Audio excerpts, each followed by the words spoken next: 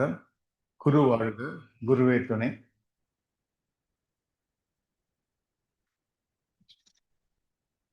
அனைவருக்கும் இனிய காலை வணக்கம்.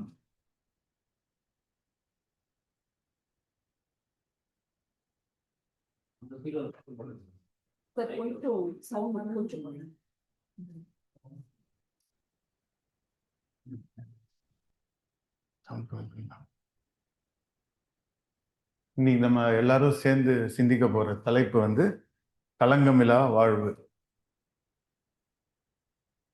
இந்த களங்கமில்லா வாழ்வு என்பது ஏன் முக்கியம் அப்படின்னு நம்ம யோசிச்சோம்னா, அடிக்கடி வந்து முத்து சார் வந்து லெக்சர்ல இருக்கும்போது ஒரு மேற்கோள் சொல்லுவாரு.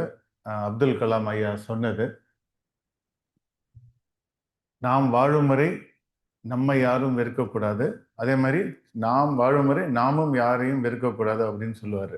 ஸோ இது வந்து சிம்பிளா இருக்கு. ஆனா யோசிச்சு பார்த்தோம்னா, நாம வந்து நம்மளை யாரும் வெறுக்கக்கூடாதுங்கிறது impossible. It is not easy to achieve. ரொம்ப டைம் எடுக்கும். ஆனா நம்ம யாரையும் வந்து வெறுக்காம வாழ்வதற்கு முயற்சி செய்யலாம்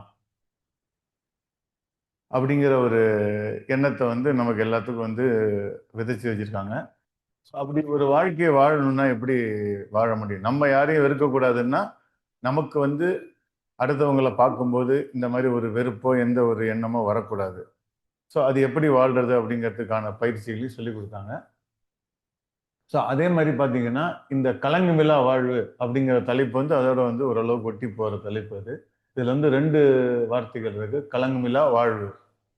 நமக்கு வாழ்வுன்னா என்னன்னு தெரியும். பிறப்பிற்கும் இறப்பிற்கும் இடையே உள்ள காலம் தான் வாழ்க்கை. அதனால அதை வாழ்வு அப்படிங்கிறோம். ஸோ இந்த கலங்குமில்லா அப்படின்னா ஏதோ ஒன்று இல்லாதது. இப்போ நோயற்ற வாழ்வு, குறையற்ற செல்வம் அப்படின்னா நமக்கு என்ன தெரியுது? நோய் இல்லாமல் வாழ்றது வந்து வாழ்வு. அதே மாதிரி இது வந்து கலங்கமில்லா வாழ்வு அப்படின்னு சொல்லிட்டு மகரிஷி வந்து ஒரு கவிதையில எழுதியிருக்காங்க. இது வந்து ஒரு 2 வரி கவிதை. அந்த கவிதையை பேஸ் பண்ணி தான் இன்னைக்கு நம்ம வந்து சிந்திக்க போறோம். இன்னைக்கு நம்ம என்ன சிந்தனை?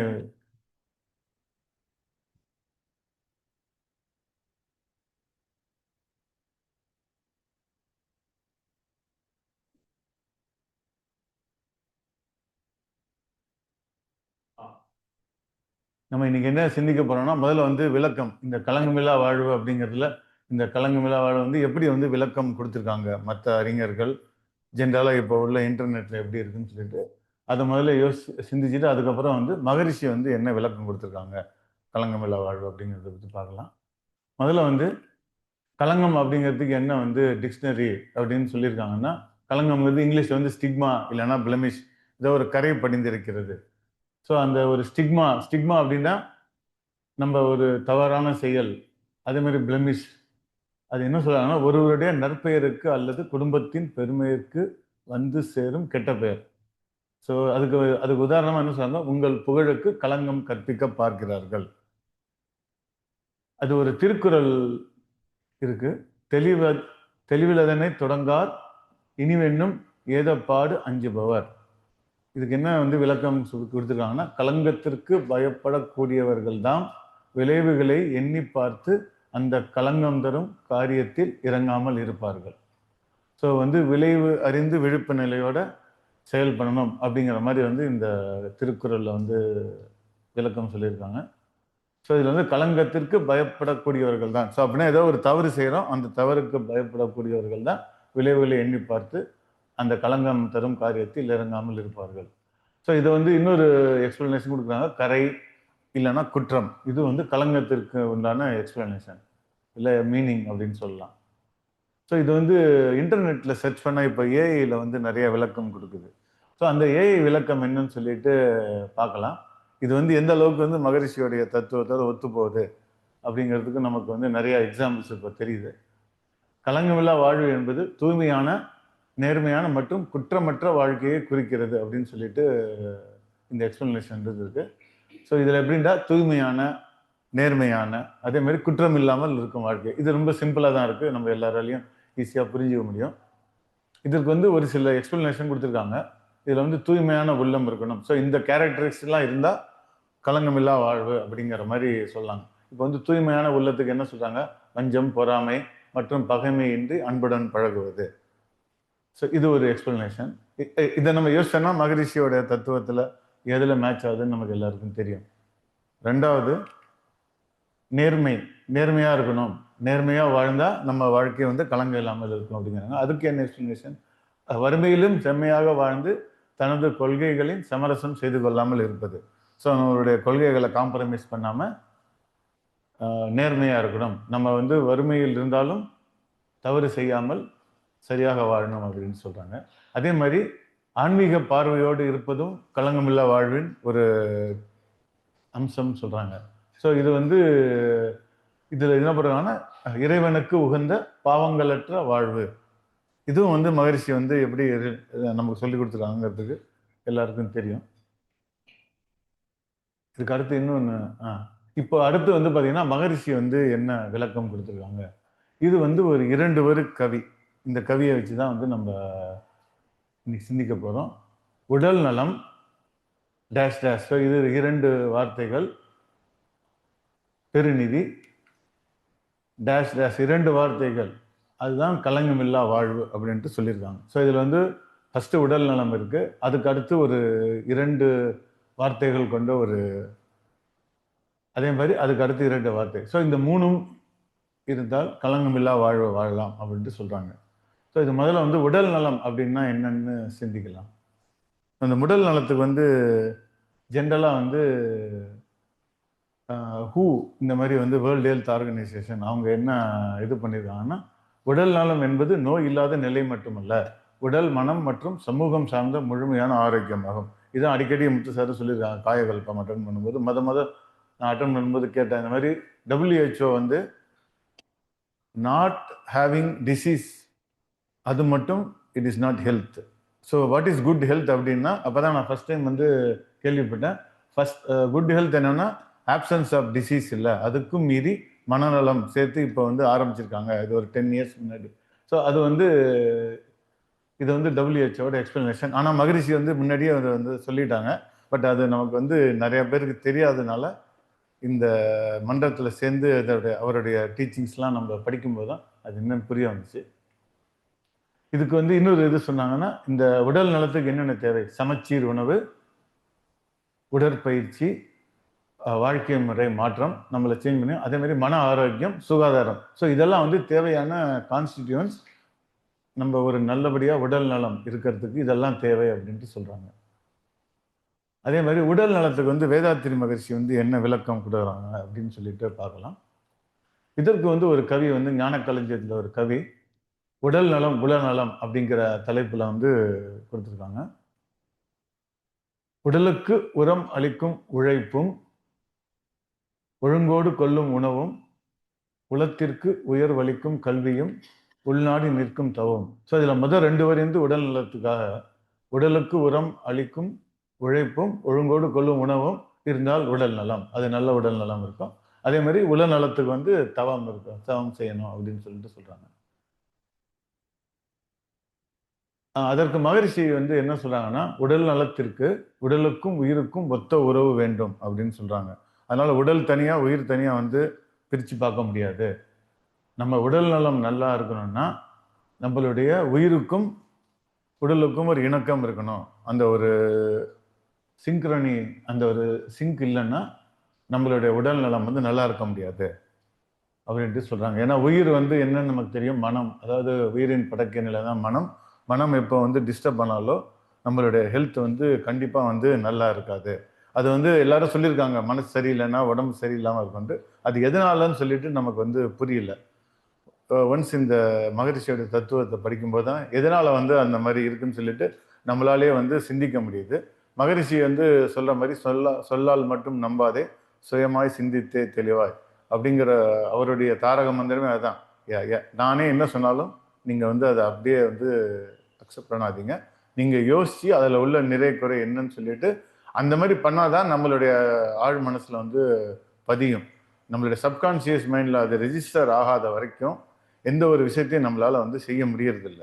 ஸோ இந்த மாதிரி தத்துவங்களை வந்து நம்ம அடிக்கடி கேட்க மகரிஷியோடைய அவருடைய வாய்ஸ்லேயே இருக்குது. நம்ம சீனியர் ப்ரொஃபஸர்ஸ்லாம் இந்த மாதிரி சொல்ல சொல்ல நம்மளுடைய நமக்கும் நம்மளே அறியாமலே நம்மளுடைய சப்கான்சியஸ் மைண்டில் வந்து ரிஜிஸ்டர் ஆகுது. அந்த மாதிரி ரிஜிஸ்டர் ஆனால் தான் வந்து நம்மளால் அதை வந்து கண்டினியூஸாக வந்து ஃபாலோ பண்ண முடியுது. இல்லைன்னா வந்து நம்ம இன்னைக்கு செய்யலாம்னு நினைக்கிறோம், பட் சம்டைம் மிஸ் பண்ணிடுறோம். பட் அதுக்கு வந்து இந்த சப்கான்சியஸ் மைண்டில் வந்து இதை ரிஜிஸ்டர் பண்ணிக்கணும், அது ரொம்ப அவசியம். அதே மாதிரி இந்த உடல் நலத்துக்கும் உடலுக்கும் உயிருக்கும் உள்ள உறவு எப்படி நீடிப்பதற்கு என்னன்னா, அதுக்கு வந்து ரத்த ஓட்டம், வெப்ப ஓட்டம், காற்றோட்டம், இந்த மூணையும் சீராக வைத்துக் கொள்ள வேண்டும் அப்படின்ட்டு சொல்லியிருக்காங்க. இந்த மூணையும் சீராக வந்து வைத்துக் கொள்வதற்கு என்ன என்பதற்கு நமக்கு நிறைய பயிற்சிகள் கொடுத்துருக்காங்க. சிம்பிளிஃபைடு பிசிக்கல் எக்ஸசைஸ் 9 வகையான உடற்பயிற்சிகள். இந்த உடற்பயிற்சிகளை நாம் தவறாமல் செய்து வந்தால் நம்மளுடைய உடல் நலம் வந்து இம்ப்ரூவ் ஆகும். அதே மாதிரி பிசிக்கல் ஹெல்த் வந்து நம்ம முன்னாடி என்ன நினைச்சிட்டு இருந்தோம்னா, நம்ம வந்து நம்மளுடைய கலரி பர்ன் பண்ணாதான் பிசிக்கல் ஹெல்த் இம்ப்ரூவ் பண்ணலாம் அப்படிங்கிற மாதிரி ஒரு கான்செப்ட் இருந்துச்சு. ஆனா நம்மளுடைய எனர்ஜி கன்சர்வ் பண்ணி எனர்ஜியை வேஸ்ட் பண்ணாமலே ஸ்பெண்ட் பண்ணாமலே நம்மளால வந்து உடல் நலத்தை வந்து பேணி காக்க முடியும் அப்படிங்கிறதுக்கு மகரிஷி வந்து உடல் நல நம்மளுடைய சிம்பிளிஃபைடு பிசிக்கல் எக்ஸசைஸ் அதை வந்து அவங்க எப்படி பண்ணியிருக்காங்கிறத நம்ம எல்லாரும் சொல்லியிருக்காங்க. அவரே அதை ப்ராக்டிஸ் பண்ணி அவருடைய சொந்தங்களுக்கு ப்ராக்டிஸ் பண்ணி அதனுடைய பலனை கண்டுபிடிச்ச பிறகுதான் வந்து அதனை பலனை கண்டுபிடிச்சு அதை கன்க்ளூட் பண்ண பிறகுதான் நமக்கு வந்து அதை கொடுத்துருக்காங்க. அதனால இந்த உடல் நலத்திற்கு வந்து இந்த 3 ஓட்டங்களையும் சீராக வைத்துக் கொள்ள வேண்டும் அப்படின்ட்டு சொல்றாங்க. இதற்கு வந்து உடற்பயிற்சியும் உணவு உழைப்பு இந்த 5 அளவு முறை உணவு உழைப்பு எண்ணம் உணவு உழைப்பு உணவு உறக்கம் உழைப்பு பாலுணர்வு எண்ணம் இந்த 5லும் வந்து அளவு முறையும் வேணும் அப்படின்னு சொல்றாங்க. இது ஏன்னு சொல்லி நமக்கு தெரியும். ஏன்னா இந்த 5லையும் வந்து நம்மளுடைய எனர்ஜி அதிகமாக ஸ்பெண்ட் பண்ண நம்மளுடைய உடல் நலத்துக்கு வந்து பாதிப்பு ஏற்படும். இதுல அந்த 5வதா சொன்ன எண்ணம் அந்த முதல் நாள் வந்து நமக்கு வந்து எப்பயுமே தெரிஞ்சிருக்கும். ஏன்னா அது வந்து நம்ம சயின்ஸ்ல படிச்சது. இந்த 5வது ஐட்டம் அதுல உள்ள எண்ணம் அதை பத்தி நமக்கு வந்து நிறைய பேருக்கு வந்து தெரியாம இருந்திருக்கும். ஒன்ஸ் இந்த மகிழ்ச்சியுடைய பயிற்சியில் இந்த எண்ணம் ஆராய்தல் அப்படிங்கிறத பார்த்தீங்கன்னா எண்ணம் அப்படின்ட்டு என்னன்னு சொல்லி சொன்னாங்க. ஸோ அந்த எண்ணத்தினாலே வந்து நம்மளுடைய எனர்ஜி ஸ்பெண்ட் ஆகும், நம்மளுடைய உடல் நலம் வந்து பாதிக்கப்படும் அப்படிங்கிறது வந்து மகரிஷியோடைய டீச்சிங்ஸ் வந்து நம்ம நல்லா புரிஞ்ச பிறகுதான் வந்து நமக்கு நமக்கு அது வந்து அதை கன்க்ளூட் பண்ண முடியுது. ஸோ நம்ம உடல் நலத்தை பற்றி பார்த்துட்டோம். அதில் 2வது வார்த்தை என்னன்னா உடல் நலம் அறிவின் உயர்வுமே பெருநிதி அப்படின்னு சொல்றாங்க. ஸோ நம்ம ஃபர்ஸ்ட் வந்து உடல் நலத்தை பார்த்துட்டோம். இப்போ வந்து அறிவின் உயர்வுமே அப்படின்னு சொல்றாங்க. இந்த அறிவின் உயர்வுமே அப்படின்னா என்னன்னு பார்க்கலாம்.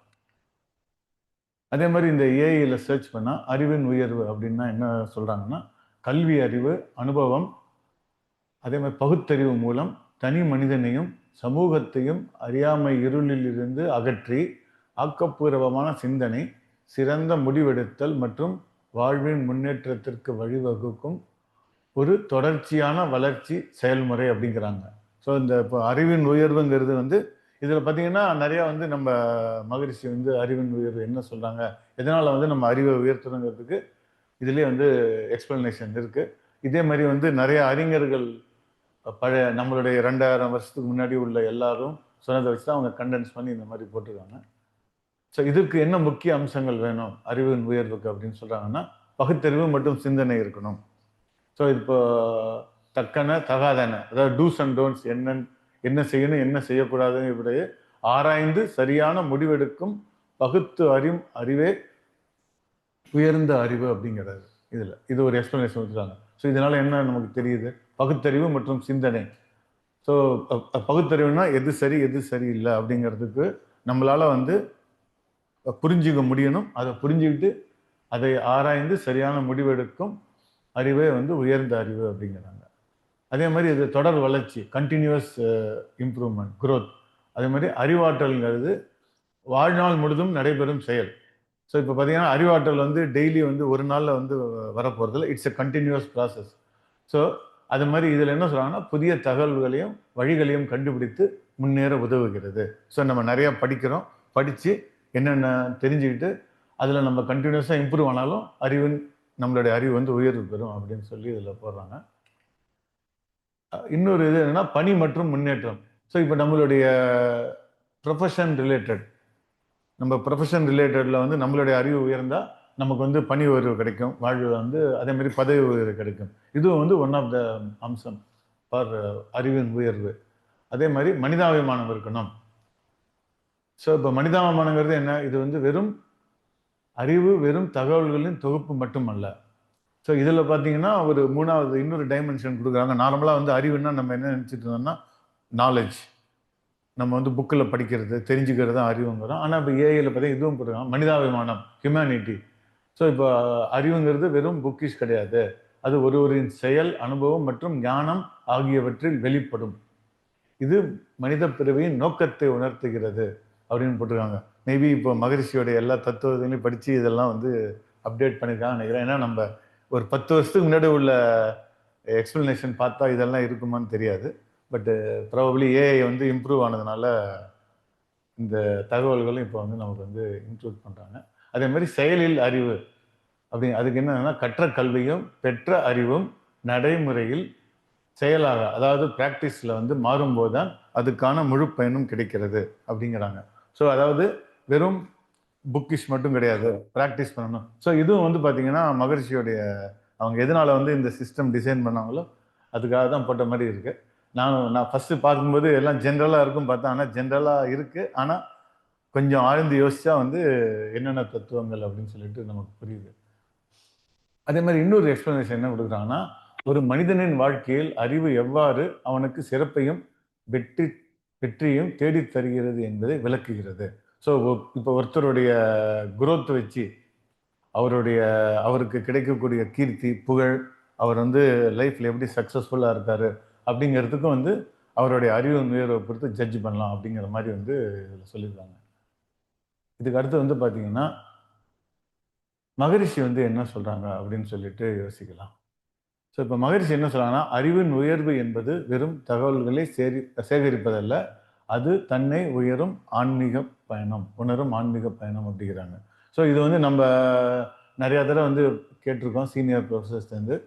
நம்ம எப்பயுமே வந்து நம்மளுடைய புலன்கள் மூலமாக வெளி உலகை தொடர்பு கொண்டு இருக்கிறோம். நம்ம எப்பயும் வந்து அந்த மாதிரி இருக்கும்போது நம்மளுடைய அறிவு வந்து உயராது. நம்ம வந்து உள்நோக்கி பயணம் செய்யணும். அப்பதான் வந்து நம்மளுடைய உடம்பின் மூலமான உயிரை உணர்ந்தால் நம்ம இன்வெர்ட் டிராவல் பண்ணால் அதுதான் வந்து ஆன்மீக பயணம். ஸோ இது வந்து ஸ்பிரிச்சுவல் ஜேர்னி அப்படின்னு சொல்லிட்டு மகரிஷி சொல்றாரு. ஸோ இதுவும் வந்து ஒரு புது கான்செப்ட் தான். மகரிஷியோடைய தத்துவங்களை புரியாத வரைக்கும் நம்ம வந்து ஆன்மீகம்ங்கிறதுக்கே வந்து ஒரு தவறான, அதாவது ஒரு சரியான புரிதல் வந்து இல்லாம தான் இருக்கு இன்னும். ஸோ அது வந்து மகரிஷியோட தத்துவங்களை வந்து ஆழமாக படித்து நம்ம நிறைய பேர் சொல்லியிருக்காங்க. சீனியர் ப்ரொஃபஸர் முத்து சார், குமரேசன் சார் இவங்கெல்லாம் சொல்லும்போது இப்போ ஆன்மீகம் அப்படிங்கிறதுக்கு என்னங்கிறதுக்கான விளக்கம் நமக்கு வந்து கிடைச்சிருக்கு. ஸோ அதை உணரும் ஆன்மீக பயணம் தான் அறிவின் உயர்வு அப்படின்னு சொல்லிட்டு மகரிஷி சொல்றாரு. அதே மாதிரி மகரிஷியோடைய தத்துவம் என்ன சொல்றாங்க, தன்னை உணர்தல். அதுக்கும் வந்து நான் யார் அப்படின்ட்டு ஒரு தலைப்பு கொடுத்தாங்க. ஸோ அறிவை அறிவால் அறிவதே அறிவு. ஃபர்ஸ்ட் இது கேட்கும்போது நம்ம எல்லாருக்கும் வந்து இது என்ன ஒரு ரிடில் மாதிரி இல்லைன்னா ஒரு விசு படத்தோட வசனம் மாதிரி இருக்கு அப்படின்னு சொல்லிட்டு தோணியிருக்கோம். ஆனா கொஞ்சம் நிறைய தடவை மகரிஷியோடைய ஸ்பீச்சோ இல்லைன்னா சீனியர் ப்ரொஃபஸர் ஸ்பீச்சை கேட்டால் அறிவை அறிவால் அறிவதே அறிவு அப்படின்னா என்னன்னு சொல்லிட்டு கொஞ்சம் கொஞ்சமா புரியும் நமக்கு.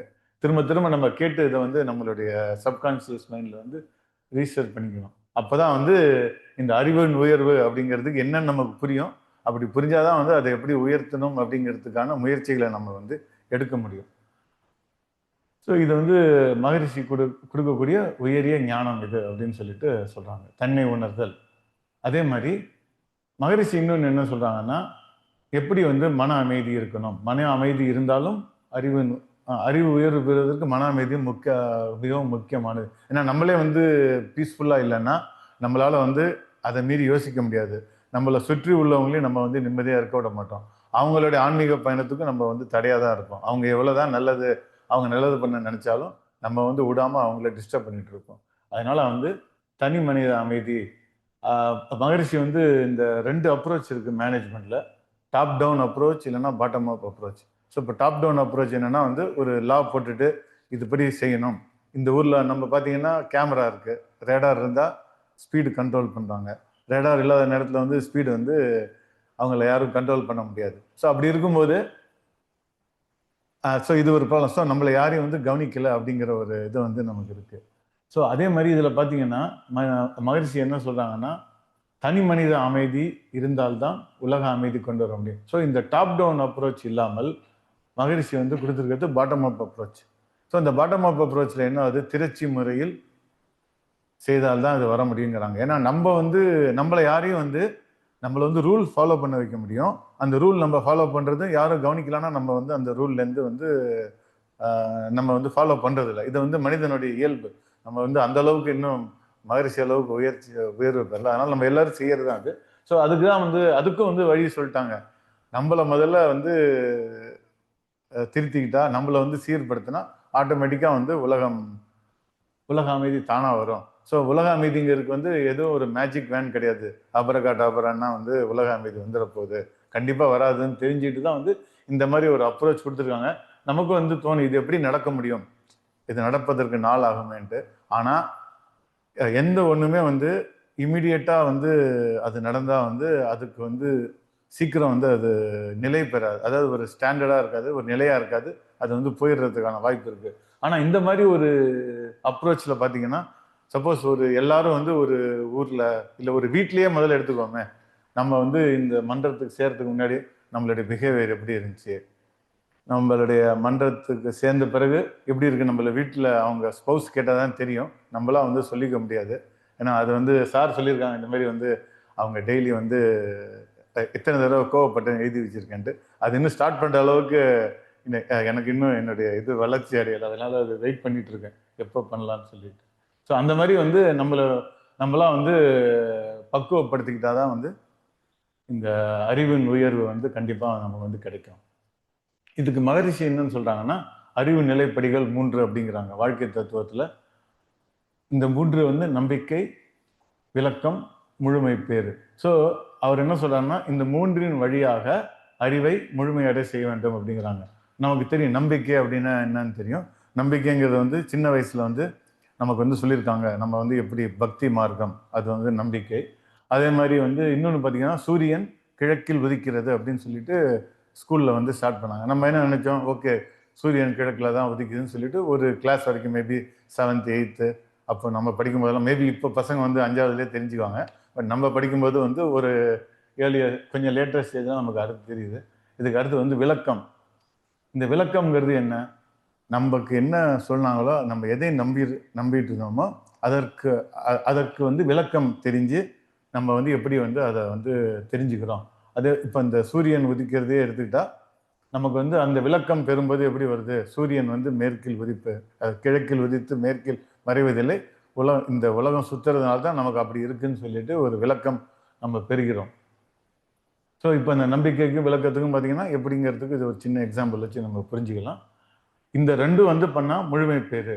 ஸோ இந்த முழுமை பேருங்கிறது என்ன, முழுமை பேரு தான் வந்து அல்டிமேட். எல்லாரும் வந்து நம்ம எல்லா மனிதர்களும் நம்ம இந்த முழுமை பேர் அடைவதற்கு தான் வந்து முயற்சி பண்ணிட்டு இருக்கோம். ஸோ ஒன்ஸ் இந்த முழுமை பேர் அடைந்தால் என்ன ஆகுது அப்படின்னா, நம்மளுடைய அறிவின் உயர்வு வந்து கண்டிப்பாக வந்து முழுமை பேரில் வந்து பெறலாம் அப்படின்னு சொல்லிட்டு மகரிஷி சொல்கிறாங்க. ஸோ அந்த வாழ்க்கை தத்துவத்தில் பார்த்தீங்கன்னா முதல் 3, 2வது 3, 3வது கடைசியாக தான் வந்து முழுமை பேர் சொல்கிறாங்க. ஸோ இந்த எல்லாத்தையும் ஃபாலோ பண்ணால் நம்ம வந்து முழுமை பேரை அடைய முடியும். ஸோ எல்லாத்துக்கும் வந்து ஒரு சிம்பிள் சொல்யூஷன் கிடையாது, மேஜிக் வேன் கிடையாது. எல்லாத்தையும் ஸ்டெப் பை ஸ்டெப் ஃபாலோ பண்ணால் கண்டிப்பாக வந்து நம்ம எல்லாரும் சொல்லி கொடுத்துருக்காங்க. ஆனால் அதற்கு வந்து நமக்கு ஒரு சரியான விளக்கம் வந்து யாரும் கொடுக்கல. அதாவது 1 டே ஒண்டர் நமக்கு எல்லாருக்கும் இப்போ அந்த மாதிரி ஆயிடுச்சு. ஏன்னா இப்போ கிரிக்கெட் மேட்ச் 5 டே 1 டே ஆச்சு, இப்போ 20 இப்போ 10 overs 100 ஆயிடுச்சு. ஸோ இந்த மாதிரி எல்லாருமே வந்து இந்த மாதிரி வந்து நம்ம வந்து ஒரு ஃபாஸ்ட் லைஃப்ல இருக்கோம். நமக்கு எல்லாமே வந்து சீக்கிரமாக இருக்கணும் அப்படிங்கிற ஒரு அப்ரோச்சில் தான் இருக்கும். ஏன்னா உலகம் அதை நோக்கி தான் போய் கொண்டு இருக்கிறது. பட்டு அதுக்கு வந்து இதை வந்து கொஞ்சம் கஷ்டமான ஒரு முயற்சி தான். அதை நம்ம வந்து கண்டிப்பாக வந்து ட்ரை பண்ணால் அதற்கு உண்டான பலன் இருக்கும். ஸோ இது வந்து ஃபர்ஸ்ட் வேணா உடல் நலம் அறிவின் உயர்வு பெருநிதிங்கிறாங்க. ஸோ இந்த பெருநிதிங்கிற வார்த்தையை பார்த்தீங்கன்னா நமக்கு வந்து நிதி அப்படின்னா என்னன்னு தெரியும். நிதிங்கிறது வெல்த். இங்கிலீஷில் வந்து பார்த்தீங்கன்னா அதற்கு வந்து சரியான ஒரு ஈக்குவலண்டாக சொல்ல முடியல. தமிழ் வந்து பார்த்தீங்கன்னா நிறை செல்வம் அப்படிங்கிறதுக்கு வந்து ஈக்குவலண்ட் இங்கிலீஷ் பார்த்தீங்கன்னா வெல்த் அப்படிங்கிறோம். பட் வெல்த் அப்படிங்கிறது கிடையாது. அது என்ன, வெல்த்னா வந்து பணம், அப்படி இல்லைன்னா வந்து பொருள் அப்படிங்கிற ஒரு இதோட வந்து நம்மளால முடிச்சிக்க முடியாது, அதுக்கு மேலே போக முடியாது. ஏன்னா அது வந்து தமிழுடைய சிறப்பு என்னன்னா, நிறை செல்வம்னா நிறைந்த செல்வம், அதை நம்ம எப்படி வேணா எடுத்துக்கலாம். நமக்கு தேவையான உதவி கிடைச்சாலும் நிறைய செல்வம், நமக்கு தேவையான பணம் கிடைத்தாலும் நிறைய செல்வம். அதே மாதிரி ஈக்குவலாக பார்த்தீங்கன்னா பெருநிதி. ஸோ பெருனா வந்து பிக்கஸ்ட், இல்லைன்னா வந்து மிகவும் உயர்ந்த. நிதி அப்படிங்கிறது வந்து you can take it as a money or anything. So இந்த இந்த நிறை செல்வம் மாதிரி பெருநிதிங்கிறது வந்து இப்போ நம்ம வாழ்க்கையை வாழ்றதுக்கு வந்து நமக்கு வந்து எல்லா இதுவும் அவசியம். அதாவது பொருள் அவசியம், அருள் அவசியம், எல்லாமே தேவை. ஸோ இந்த ஒரு வார்த்தை பெருநிதிங்கிறது பார்த்தீங்கன்னா பொருள், அருள் எல்லாமே வந்து உள்ளது. ஸோ அந்த மாதிரி உள்ள பெருநிதிங்கிறது வந்து இந்த 2 உடல் நலமும் அறிவின் உயர்வுமே பெருநிதி. ஸோ நம்ம வாழ்க்கையை வாழ்வதற்கு இது 2ம் தேவை. இது 2 இருந்தால் வந்து வி ஹாவ் இனஃப் வெல்த், இல்லைன்னா நமக்கு தேவையானது எல்லாம் இருக்கு. ஸோ இது 2 இருந்தால் தான் நம்மளால வந்து என்ன வாழ்வு வாழ முடியும். நம்மளுடைய எய்ம் என்ன? களங்கமில்லா வாழ்வு வாழ்றோம். அந்த வாழ்வு வாழ்வதற்கு நமக்கு வந்து நிதி அவசியம், நமக்கு அருள் அவசியம், எல்லாமே அவசியம். இது 2ம் கிடைக்கிறது இந்த 2 மூலமா கிடைக்கும் அப்படின்னு சொல்றாங்க. ஆனா இது 2 கிடைச்சாலும் வந்து களங்கமில்லா வாழ்வு இருக்குன்னா கிடையாது. அதுக்கு வந்து மகரிஷி என்ன சொல்றாங்கன்னா, கடமையின் சிறப்பே களங்கமில்லா வாழ்வு அப்படிங்கிறாங்க. நமக்கு வந்து நிதி இருந்தாலும் வாழ முடியாது. அந்த நிதி பெற்ற பிறகு இந்த கடமையின் சிறப்போடு இருந்தால்தான் களங்கமில்லா வாழ்வு நம்மளால வாழ முடியும் அப்படின்ட்டு சொல்றாங்க. அதே மாதிரி இந்த கடமை அப்படிங்கிறது நிறைய படிச்சிருக்கோம், கேட்டிருக்கோம். கடமையை பற்றி மகரிஷி என்ன சொல்றாங்க, கடமையை பற்றி அது வந்து ஒரு லெக்சரே வந்து எல்லாரும் வந்து 1 hour அது மேலே கொடுத்துருக்காங்க. ஷார்ட்டாக இப்போ வந்து கடமைனா என்னன்னு பார்க்கலாம். ஸோ இப்போ கடமை வந்து ஜென்ரலாக வந்து கோட்ஸ் என்ன இருக்கு அப்படின்னா, இன்பம் வேண்டுமா காத்திருக்கும் கடமைகளை உடனடியாக செய்து முடியுங்கள் அப்படிங்கிறது ஒரு அயர்லாந்தோட பழமொழி. ஸோ இதில் பார்த்தீங்கன்னா நம்மளுடைய கடமைகளை செய்தால் இன்பம் கிடைக்கும். ஸோ நம்ம வந்து கடமைகளை செஞ்சுட்டா ஆட்டோமேட்டிக்காக வந்து இன்பம் கிடைச்சிடும் அப்படின்ட்டு அந்த ஒரு அறிஞர் சொல்லியிருக்காரு. அதே மாதிரி கடமை இல்லாத ஒரு கணம் கூட இல்லை அப்படிங்கிறாங்க. ஸோ நம்மளுடைய ஒவ்வொரு மொமெண்ட்டும் வந்து கடமையோட ஒட்டி இருக்கு. கடமை இல்லாமல் எந்த டைமும் இல்லை அப்படின்ட்டு சொல்றாங்க. இதுக்கு வந்து மகரிஷி வந்து என்ன சொல்றாங்கன்னா, சமுதாயத்திலிருந்து பெற்ற கடனை திருப்பி செலுத்துவது கடமையாகும். ஸோ இந்த கடமைங்கிறது வந்து டியூ டு சொசைட்டி. ஸோ நம்ம வந்து யாருமே வந்து ஒரு தனி மனிதனா வந்து இந்த உலகத்துல வாழ முடியாது. நமக்கு வந்து ஒரு வயசு வரைக்கும் நம்மளுடைய பெற்றோர்கள், அவங்களுடைய ஹெல்ப்பு, டீச்சர்ஸ் எல்லாருடைய ஹெல்ப் வச்சு தான் நம்மளால வளர முடியுது. பொருள் தவிர மற்ற எல்லாத்துலேயும் வந்து நம்ம வந்து சம்பாதிக்க ஆரம்பித்த பிறகு என்ன பண்ணுறோம், நம்மளால சொந்தமாக பொருள் ஈட்டி நம்ம வந்து சப்போர்ட் பண்ண முடியுது. அதுவும் ஒரு காலகட்டம் வரைக்கும். அதுக்கப்புறமும் பார்த்தீங்கன்னா ஒரு ஏஜுக்கு பிறகு நம்ம we are depending upon others. So அப்படி இருக்கும்போது நம்ம சமுதாயத்திலேருந்து எப்பயுமே வந்து எதையாவது நம்ம வந்து வாங்கிக்கிட்டே தான் இருப்போம். அந்த வாங்கினதை வந்து திருப்பி கொடுக்கறது தான். ஸோ இது வந்து கடனை திருப்பி செலுத்துவது கடமை அப்படின்னு சொல்லிட்டு மகரிஷி சொல்றாங்க. அதே மாதிரி இந்த ஒரு பிடி உணவினில் உலகத்தை எண்ணிப்பார் அப்படிங்கிறாங்க. ஸோ அப்படி பார்க்கும்போது நம்ம சாப்பிட்ற சாப்பாடு வந்து நம்ம காசு கொடுக்குறோம், சாப்பாடு வந்துருதுன்னு நினைச்சிட்டு இருந்தோம். ஆனா அதற்கு பின்னாடி எவ்வளவு உழைப்பு இருக்கு அது நம்ம சொல்லியிருக்கோம். அது அவங்களுடைய கடமை, அவங்களுடைய தொழில். பட் ஸ்டில் அவங்களுக்கு தொழிலா இருந்தா கூட அவங்க அந்த தொழில் வேணான்னாங்கன்னா நமக்கு எப்படி சாப்பாடு கிடைக்கும் அப்படிங்கிறது வந்து நமக்கு முன்னாடி புரியல. கொஞ்சம் இந்த தத்துவத்தெல்லாம் ஆழ்ந்து யோசிக்கும் போது வந்து புரியுது. அதாவது அது ரொம்ப சிம்பிளான திங்கா இருக்கும். ஆனா it is a huge, it's a very big philosophy. இப்போ வந்து சாப்பாடு கிடைக்குது, ஒரு ஃபார்மர் வந்து பயிர் பண்றாரு, அது வந்து ஒரு டிரான்ஸ்போர்ட் பண்றாங்க, ஷிப் பண்றாங்க, ஸ்டோர் பண்றாங்க. ஸோ இந்த சப்ளை செயின் வந்து எவ்வளோ இம்பார்ட்டன்ட் அப்படிங்கிறது வந்து இப்போ நமக்கு நிறையா வந்து இந்த சப்ளை செயின் எவ்வளோ இம்பார்ட்டன்ட்ங்கிறது வந்து நம்ம நிறையா படிக்கிறோம். எப்படி அதை இம்ப்ரூவ் பண்ணுறாங்க அப்படின்னு தெரிஞ்ச பிறகு தான் இதை வந்து ஒரு பிடி உணவில் உலகத்தை எண்ணிப்பார்னா அதை என்னன்னு சொல்லிட்டு நம்மளால வந்து விஷுவலைஸ் பண்ண முடியுது. ஸோ இதெல்லாம் நிறையா யோசிக்க தான் வந்து மகரிஷி வந்து எந்த அளவுக்கு யோசித்து வந்து கவிதைகள் எழுதியிருக்காங்க அப்படிங்கிறது வந்து நம்ம எல்லாருக்கும் வந்து புரிஞ்சுக்கலாம். ஸோ அதே மாதிரி மகரிஷி என்ன சொல்றாங்கன்னா, அதாவது மனிதன், இந்த ட்ரையாங்கிள் இருக்கு, மனிதன், தனி மனிதன், சமுதாயம் அண்டு இயற்கை. ஸோ இந்த இந்த ஒவ்வொரு மனிதனும் தன் கடமையை உணர்ந்து செயலாற்றும் போதுதான் சமுதாய நலம் காக்கப்பெறும் அப்படிங்கிறாங்க. ஸோ இப்போ நம்ம சமுதாய நலம், இப்போ நம்ம இருக்கிற சொசைட்டி வந்து நல்லபடியா இருக்கணும்னா நம்ம கடமையை செய்தால், எல்லாரும் அவங்க கடமையை செய்தால் ஆட்டோமேட்டிக்கா வந்து சமுதாய நலம் காக்கப்பெறும். ரொம்ப ஈஸியா இருக்கு. ஆனா எவ்வளவு கஷ்டம் வந்து இம்ப்ளிமெண்ட் பண்றதுங்கிறதுக்கு நம்மளே பார்த்துட்டு இருக்கோம். எப்படி நம்மளை சுத்தி எப்படி பண்றாங்க. கடமை வந்து ஒரு சில பேர் வந்து நம்ம என்ன நினைக்கிறோம், நம்ம வீட்டில் வந்து வீட்டுக்காரம்மா வந்து நமக்கு நேரத்துக்கு செய்கிறாங்கன்னா அது அவங்களோட டியூட்டி அப்படின்னு நினைக்கிறோம். ஆனால் அதற்கு பின்னாடி எவ்வளவு இருக்குங்கிறத நம்ம வந்து ஜென்ரலாக எல்லாரும் யோசிக்கிறது இல்லை, நான் எல்லாரையும் சொல்ல மாட்டேன். ஆனால் அந்த யோசிக்கிறதுக்கு உண்டான நம்மளுடைய தாட் ப்ராசஸை தூண்டி விடுறதுக்கு வந்து மகரிஷியோடைய தத்துவங்கள் வந்து மிகவும் முக்கியமாக இருந்திருக்கு. உடல் நலம் அறிவின் உயர்மை பெருநிதி கடமையின் சிறப்பே களங்கமில்லா வாழ்வு. இது வந்து ஞானக்களஞ்சியத்தோட கவிதைகள். ஸோ இந்த அதே மாதிரி கடமையை வந்து மகரிஷி வந்து ஐவகை கடமைகளாக பிரிச்சிருக்காங்க. தான் தனக்கு செய்யக்கூடிய செல்ஃபு, அதே மாதிரி ஃபேமிலி, சொசைட்டி, சுற்றம், ஊர், அதே மாதிரி உலகம். ஸோ இந்த 5 வகை கடமைகளும் வந்து மகரிஷி வந்து இந்த ஆர்டரில் தான் செய்யணும்னு சொல்லியிருக்காங்க. முதல்ல வந்து நமக்கு உண்டான கடமையை செய்யணும். ஃபஸ்ட்டு கேட்கும்போது செல்ஃபிஷாக இருந்துச்சு, என்ன நமக்கு நாமே வந்து செஞ்சுக்கிறதா என்னன்ட்டு. ஆனால் அதோடைய தத்துவம் படிக்கும்போது தான் புரியுது. ஸோ இப்போ நான் வந்து ஹெல்த்தியாக இருந்தால் தான் நான் அடுத்தவங்களுக்கு ஹெல்ப் பண்ண முடியும். எனக்கே ஹெல்த் சரியில்லைன்னா நான் வந்து இன்னொருத்தரை வந்து டிபெண்ட் பண்ணியிருக்கணும். ஸோ அது இல்லாமல் இருக்கிறதுக்கு தனக்கு உண்டான கடமைகளை செய்யணும் ஃபஸ்ட்டு. அதுக்கு தான் வந்து ஃபிசிக்கல் எக்ஸசைஸ், காயக்கல்பம் எல்லாம் வந்து மகரிஷி சொல்லியிருக்காங்க. உடலுக்கு உடல், அதாவது உடல் நலம், உள்ள நலம், அதே மாதிரி உயிர் வளம், இந்த 3ஐயும் வந்து மகரிஷி சொல்லியிருக்காங்க. அதுக்கு அடுத்து வந்து குடும்பம்.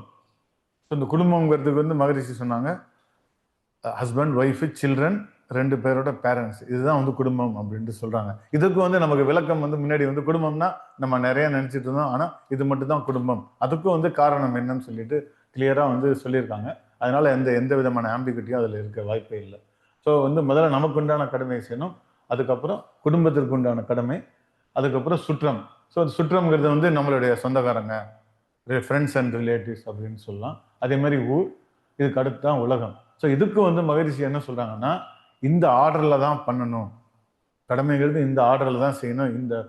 அதே மாதிரி வந்து நம்ம வந்து நம்மளை கவனிக்காமல் நான் வந்து மன்றத்தை வந்து தொண்டு செய்கிறேன், இல்லைனா வேற ஏதாவது செய்கிறேன் அப்படிங்கிறது அதுவும் தப்பு. அது செஞ்சால் பாவம் சேருன்னு சொல்லியிருக்காங்க.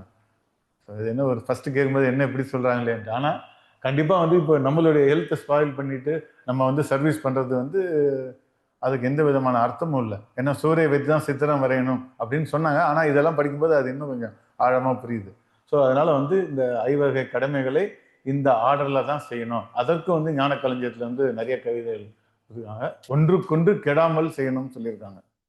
ஸோ அதே மாதிரி இன்னொரு கவிதை வந்து ஞானக்களஞ்சியத்தில் இருக்கு. கடவுளை உணர்ந்தோர் கடவுளை நாடுவார், கடவுளை அறிந்தோர் கடமையில் வாழ்வார். ஸோ இதை பற்றி கொஞ்சம் நம்மளே வந்து இதை ஒரு தனியாக இருக்கும்போது யோசிச்சோன்னு வச்சுங்களேன், தவத்துக்கு அப்புறம் இது மகரிஷி என்ன சொல்லியிருக்காங்க அப்படின்ட்டு. கடவுளை உணர்ந்தோர் கடவுளை நாடுவார் அப்படிங்கிறாரு. ஸோ நம்ம வந்து கடவுளை வந்து நமக்கு வந்து கடவுளை உணர்ந்துட்டா நம்ம வந்து கடவுளை நாடி போவோங்கிறாங்க. ஆனால் கடவுளை அறிந்தவர் கடமையில் வாழ்வாருங்கிறாங்க. ஸோ அப்படி இருக்கும்போது கடமை வாழ்வுங்கிறது வந்து கடவுளை அறிந்தவர் வந்து அவங்களுக்கு வந்து இது ஒரு டிஃபால்ட்டாக அவங்களுடைய நடவடிக்கையில் வந்துடும் அப்படின்னு சொல்லிட்டு சொல்லார். ஸோ இப்போ கடமையில் வாழ்வார்னா அவங்களுடைய டே டு டே லைஃப்பில் வந்து அவங்க டியூட்டிஸ் வந்து மிஸ் பண்ணாமல் கண்டிப்பாக வந்து செய்வாங்க. ஸோ அதனால் நம்ம என்ன நினச்சோம்னா கடவுளை அறிவதுனா என்ன அப்படிங்கிறது கான்செப்ட் வந்து ஒருத்தருக்கும் ஒரு புரிதல் இருந்திருக்கும். ஆனால் ரொம்ப சிம்பிளாக வந்து மகரிஷி வந்து இதில் வந்து முடிச்சுட்டாங்க. அதாவது கடவுளை நாம் அறிந்து கொண்டால் கடமையில் வாழ்வார். ஸோ இப்போ நமக்கு என்ன தெரியுதுன்னா இதுலேருந்து கடமை வாழ்வே வந்து கடவுளை அடைவது. இப்போ வந்து கடவுளை அறிந்து கொண்டது வந்து அல்டிமேட்டு. இப்போ கடவுள்னா நமக்கு என்ன தெரியும்? லவ் அண்ட் கம்பேஷன், அன்பு கருணை உள்ளதான் வந்து கடவுள் அவருடைய கேரக்டரிஸ்டிக் என்ன, அன்பும் கருணையோட ஒருத்தர் வாழ்ந்தா அவங்க வந்து கடவுள் சமமானவர் அப்படின்னு சொல்லிட்டு. ஸோ இந்த மாதிரி ஒரு கடமை வாழ்க்கையை வாழும்போது நம்ம வந்து கடவுளை அறிவதற்கு சமம் அப்படின்னு சொல்லிட்டு மகரிஷி வந்து சொல்றாங்க. ஸோ இந்த மாதிரி உள்ள மகரிஷியோடைய இந்த உடல் நலம் அறிவின் உயர்மே பெருநிதி கடமையின் சிறப்பே களங்கமில்லா வாழ்வு. ஸோ நம்ம இது வந்து ஆரம்பத்தில் என்ன நினைச்சோம்னா, எல்லாரும் வந்து நம்மளுடைய பிறவி பயன், நம்மளுடைய பிறப்பின் நோக்கம் என்ன, இறைநிலை அடையணும் அப்படிங்கிறது தான் வந்து நம்மளுடைய நோக்கம். ஸோ அந்த நோக்கத்தை அடைவதற்கு நம்மளுடைய வாழ்க்கையில் வந்து நம்ம வந்து நல்லபடியாக வாழ்ந்தாதான் நம்மளுடைய பிறவியின் நோக்கத்தை அடைய முடியும். ஸோ அதற்கு ஒரு முக்கியமான ஒரு பங்கு வந்து களங்கமில்லா வாழ்வு. இதை மகரிஷி எப்படி சொல்லிட்டாங்கன்னா, நம்மளுடைய இப்போ வந்து ஒரு சாப்பாடு வேணும்னா எல்லா கான்ஸ்டியூஷனும் இருக்கணும்னு சொல்கிறோம். லைக் ப்ரோட்டீன் இவ்வளோ இருக்கணும், கார்போஹைட்ரேட் இருக்கணும், ஃபேட் இருக்கணும், எதுவுமே வேணான்னு சொல்ல முடியாது. ஸோ இந்த மாதிரி எல்லாத்தையும் ஒரு ப்ராப்பர் காம்போசிஷனில் பண்ணி சமைக்க கூட வேணாமல் இந்த பார் மாதிரி அழகாக பேக் பண்ணி கொடுத்துருக்காங்க. அதை ஜஸ்ட்டு பிரித்து நம்ம சாப்பிட்டுட்டு வந்து டெய்லி அதை ஒழுங்காக சாப்பிட்டுட்டு வந்தோம்னாலே நம்மளுடைய லைஃப் வந்து நல்லா இருக்கும். ஸோ அந்த மாதிரி மகரிஷி கொடுத்துருக்க தத்துவத்தை டெய்லி ஒரு யோகா பார் மாதிரி இல்லை 2 வேளை சாப்பிட்டுட்டு கரெக்டாக நம்மளுடைய வாழ்க்கையை வாழ்ந்தால் களங்கமில்லா வாழ்வு வாழலாம். களங்கமில்லா வாழ்வு வாழ்ந்து நம்மளுடைய பிறப்பின் நோக்கமான இறைநிலை அடைவதற்கு நாம் எல்லாரும் முயற்சி செய்யலாம். வாய்ப்புக்கு மிகவும் நன்றி. வாழ்க வளமுடன். வாழ்க வளமுடன்.